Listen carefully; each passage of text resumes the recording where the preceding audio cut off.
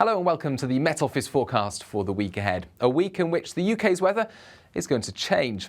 Now, under normal circumstances, that would be a fairly obvious thing to say. The UK's weather is always changing. But for the past week, 3 weeks, in fact, it's hardly changed at all, with high pressure sitting to the north of the UK and this cool easterly airflow bringing some low cloud to the east, plenty of warm sunshine to the west, and barely a drop of rain for the vast majority. And that's the way it's going to stay during the next few days, keeping areas of low pressure to the south, and the Mediterranean has been very unsettled. In fact, this low here near the Canary Islands, near Madeira and the Azores will bring some very heavy rainfall and some strong winds during the next couple of days, and that's why it's been named Storm Oscar by the Spanish. But watch what happens as we go through the week.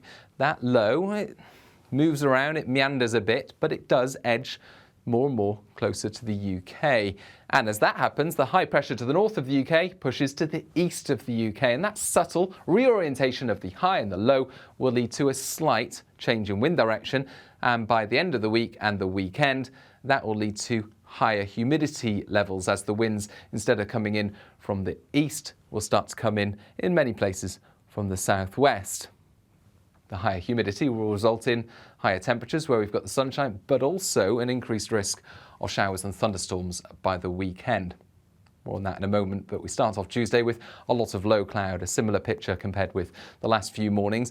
The low cloud a bit further west, I think, than Monday morning, but it will nibble its way back towards the coast. There'll be sunshine breaking out in many areas. However, parts of northeast England into Lincolnshire, East Anglia, East Midlands will stay largely cloudy through the day, and it'll feel cool here with the breeze coming in from the North Sea, 11 to 14 Celsius, whilst where we've got the sunny skies elsewhere, 22 Celsius, the most likely high, 21 there for Glasgow. Some cloud for central and northern Scotland, but for the vast majority, it is looking largely dry. Wednesday morning, we start off once again with a lot of low cloud, and we do it all again with that cloud burning back to the coast, but remaining fairly persistent around some of these North Sea coasts. Again, affecting the temperatures, 11 to 14 Celsius within around 40 miles of the coast there of the North Sea. Eastern Scotland as well, Shetland, Orkney seeing a lot of cloud cover, but elsewhere, warm sunny spells. Temperatures starting to rise day by day, 23, 24 Celsius in the south. Could even see 25 degrees somewhere around Dorset, Somerset, for example. Now, as the temperatures rise, could see a light shower or two across the Central Highlands, the southern uplands as well. But for the vast majority, it is again looking dry with high pressure in charge. But it's on Wednesday night that the low pressure pushes close enough to tighten up the isobars across southwestern parts of the UK, and that will lead to a breezier day on Thursday across the south coast and the southwest of England in particular, especially around Dartmoor and to the west of Dartmoor, some gusty winds expected. Nothing disruptive, but certainly affecting the feel of the day. Otherwise, we've got low cloud creeping back towards the coast and again affecting temperatures on that North Sea coast, whilst where we get the sunny skies elsewhere, temperatures rising day by day, and the heat mostly focused towards the southwest, especially Dorset into Somerset, Wiltshire, for example, 25, 26 Celsius, maybe even 27 degrees on Thursday afternoon. So big temperature contrasts across the UK on Thursday, even if the UK absolute maximum temperature is rising, and we're likely to see the UK's warmest day of the year, certainly by the end of the week. Here's the low. It's pushing ever closer on Friday, and some weather fronts begin to make an appearance. They'll push in some medium and high level cloud into the southwest as we start the day on Friday, and you can see some showers there on the graphics, but I wouldn't take them too literally. These are showers and thunderstorms that are likely to be falling from relatively high levels of cloud and could well be evaporating before they reach the ground.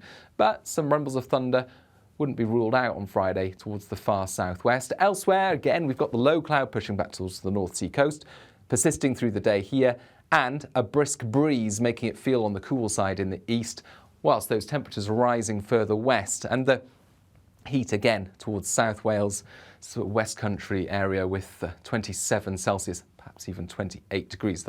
Those temperatures are rising day by day.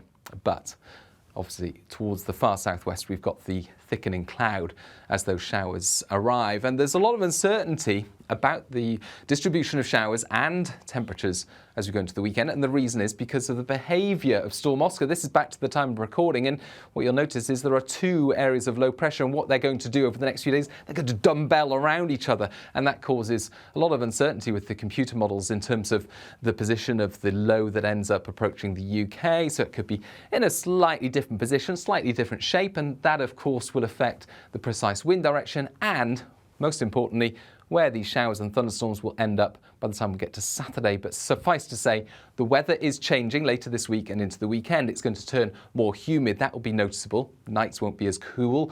The wind won't be quite as cold, although it will stay cooler on the east coast.